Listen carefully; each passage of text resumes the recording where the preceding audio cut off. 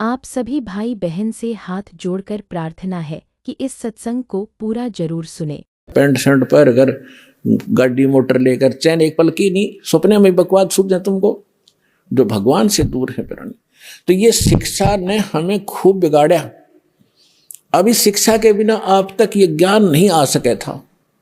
ये विज्ञान मनुष्य के सतर का नहीं है जो आज आप देख रहे हो, टेलीविजन, इंटरनेट, चिप, ये मेमोरी कार्ड, ये परमेश्वर ने मनुष्य को बुद्धि दी है।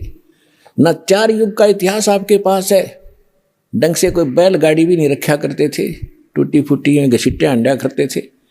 हमने दास ने वो जमाना देखा है कि कनक निकालने के लिए एक महीना तक पशुओं को इन गेहूं के ऊपर घुमाया करते थे। 15-15 दिन जब जाकर वो दाने अलग होते थे, चूड़ा अलग होता था, भूस।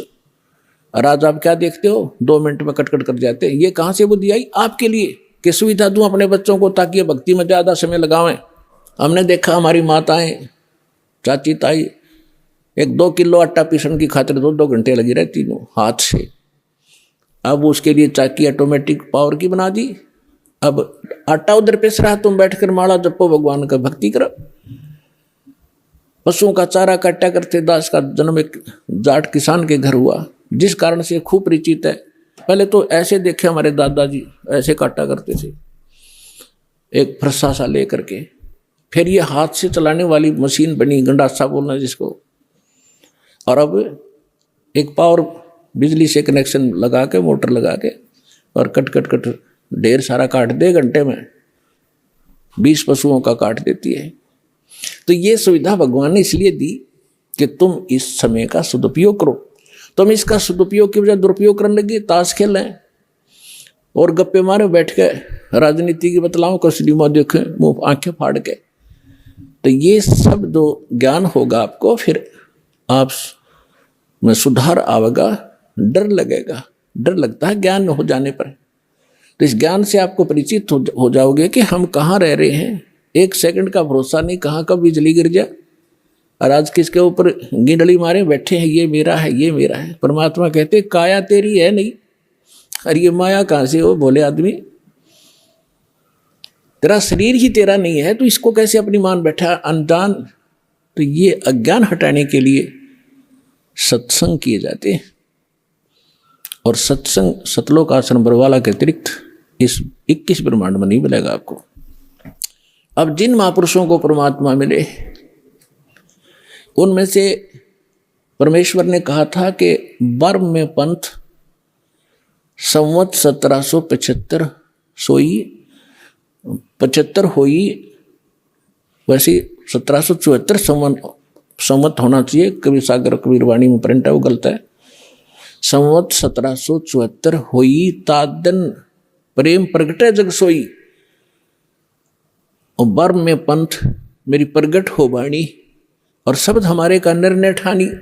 और ये 12 पंथ हमी को धावें, अस्थिर घर का मरम नहीं पावे, इंक्लूडिंग गरीबदास पंथ को कबीर साहब ने कहा है। गरीबदास का 12वां पंथ कबीर साहब के 12 पंथों में से।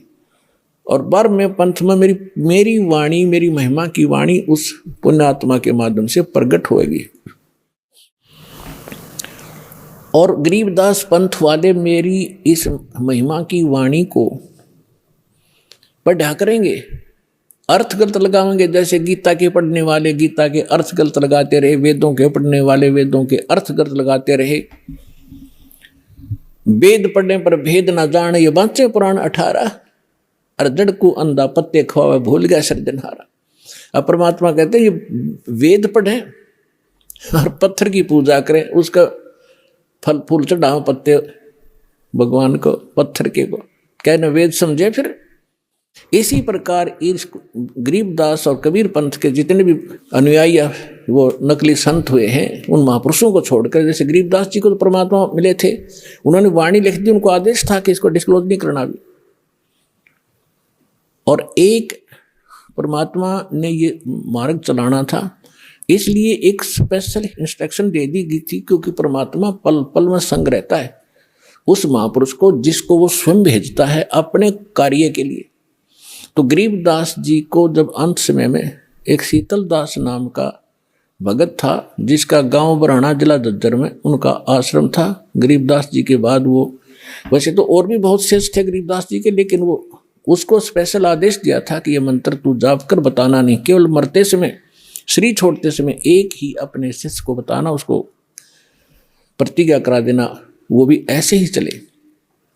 तो ये नाम मेरे दादा गुरुजी ने मेरे गुरुजी को बताया। दादा गुरुजी के, मेरे गुरुजी के साथ उनका जो गुरु भाई थे दास, उनसे भी मिला था। मेरे दादा गुरुजी का आश्रम है गांव गोपालपुर, खरखोदा तहसील, जिला सोनीपत, हरियाणा में। वहां जब मैं गया, उनसे डिस्कस हुई, उनसे नाम के बारे में जिक्र हुआ, तो वो नाम क्या बता रहे थे, उनके शिष्य भी यही बता रहे थे कि हमें नाम दे रखा है ओम नमो भगवते वासुदेवाय, और श्री कृष्ण की मूर्ति ला रहे। तो पुण्यात्माओं, आप विश्वास करना, परमात्मा जिस प्रकार इस भक्ति को छुपा कर कैसे गुप्त रास्ते से निकाल कर आप तक लाए हैं, काल के दूतों का हाथ नहीं लगने दिया दाता ने। तो मेरे गुरुजी के पास को ही उन्होंने बताया था, और मेरे गुरुजी ने इस दास के अतिरिक्त इनके लाखों शिष्य थे, किसी को शिष्य संत भी बने हुए थे, लाल कपड़े धारण भी किए हुए थे, उनके साथ रह रहे थे, उनको भी ये मंत्र नहीं बताया था। ये दास के ऊपर रजा की थी। और इसका प्रमाण आप देख भी रहे हो कि नानक साहिब जी ने किसी भी सिख को, क्या वो हितैषी नहीं थे, लेकिन वो दृढ़ भक्त थे कि यदि आज मैंने इसको डिस्क्लोज कर दिया, दृढ़ कर दिए, तो नकली पंथ चलेंगे, ये भी ये नाम दिया करेंगे आने वाले समय में। ये अधिकारी के बगैर ये कार्य नहीं कर सकते। जैसे अभी आपको बताया, इस दास के अतिरिक्त विश्व में इन मंत्रों के देने का कोई अधिकारी नहीं है। और डुप्लीकेट आप चाहे पासपोर्ट बनवा लो, चाहे लाइसेंस बनवा लो, जब जिसकी आवश्यकता पड़ेगी, जब पता चलेगा, तो उसमें बहुत देर हो चुकी होगी। कब पता चलेगा? जब आप संसार छोड़ कर जाओगे और धर्मराज के दरबार में जब डुप्लीकेट लाइसेंस दिखाओगे, मैंने उस गुरु से नाम ले रखा था, ये पासपोर्ट दिखाओगे, आप भी दोषी और बनाने वाले की भी गर्दन वहीं पकड़ी जाएगी। तो उसमें से डर के दास की प्रार्थना इन साधु संत फकीरों से, जो गुरु बने बैठे हैं, ठीक है, उनका उद्देश्य भले ही अच्छा होगा, लेकिन वो परिचित नहीं है, कुमार्ग पर जा रहे हैं, स्वयं भी वापस आवें, अपने शिष्यों से भी कह दें कि ज्ञान हमारा ठीक नहीं है, वास्तव में ठीक नहीं है, नहीं तो जनता को तो पता लगेगा ही लगेगा।